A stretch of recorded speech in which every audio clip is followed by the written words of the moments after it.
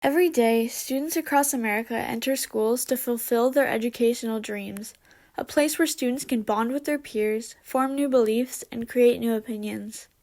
In 1943, West Virginia State Board of Education versus Barnett was decided, allowing students to remain seated during the Pledge of Allegiance. It's the case that established that public school students have free speech rights at school. It involved two young elementary school sisters, Gathy and Marie Barnett. Their crime was refusing to salute the flag and recite the Pledge of Allegiance. However, not all cases are protected. The student had the audacity not to stand up for the Pledge of Allegiance. Here it is. To defend our country. And you are going to sit there on your butt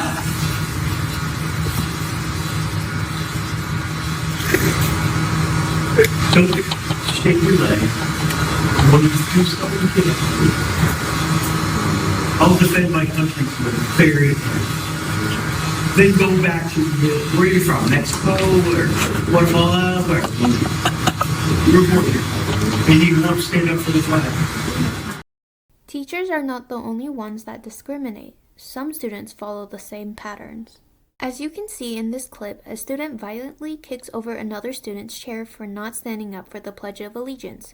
Under the Constitution, the First Amendment protects freedom of religion, expression, assembly, press, and the right to petition the government for grievances. Imagine a life without the freedom of the First Amendment, a life where those rights are not protected. You're in charge of the Gay Straight Alliance Club, right? Correct. Do you ever worry about administration like closing the club down or being a bit unhappy about it? Not really. That was a concern under previous administration, but this one I think is pretty supportive. Okay. Is there anything you do specifically to protect the club since it's kind of controversial? We're technically not official anymore, so and we don't keep membership rolls or anything like that. Cases dealing with similar issues have already come up, such as Board of Education of the West Side Community Schools versus Mergens decided that if schools allow non-school related student clubs, they can't discriminate based on club viewpoint or religious perspective. Does this really happen in practice, though? Debate is growing over a proposed gay straight alliance club at a Texas high school. Protesters plan to rally outside Flower Bluff High School in Corpus Christi tomorrow. They're upset with the school's superintendent, who says she has no plans to allow the club supporting gay and lesbian students to gather on campus, and has gone so far as shutting down other clubs to block that. Why is freedom of religion meaningful to you? Well, I go to a school where we definitely have freedom of religion. Like, we're allowed to have religious clubs like Christian Bible study group, and they're allowed to go to those activities without being harassed and allowed to practice their religion. Also, nobody's pressured to join any groups, so everyone is allowed to just have their own diverse religions. Also, people are allowed to wear clothing, like people in my school can wear hijabs without getting dress coded or anything.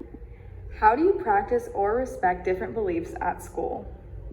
Well, people can mention their religion however they want in casual conversation or in class, and we can all respect it. We're all allowed to openly mention things like that without any judgment, including me.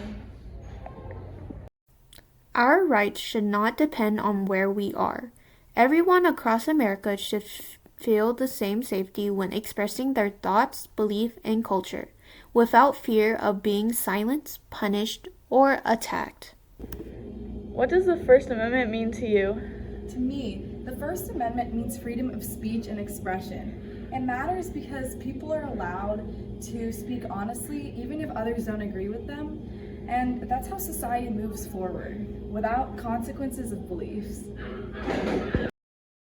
The First Amendment affects everyone, no matter their beliefs or background. It protects our right to speak, pray, gather, question, criticize, and participate in democracy. But these freedoms only survive if we pay attention, and if leaders protect them. We call on our government to ensure that the next generation grows up knowing, using, and defending their rights, to have a choice, to have freedom.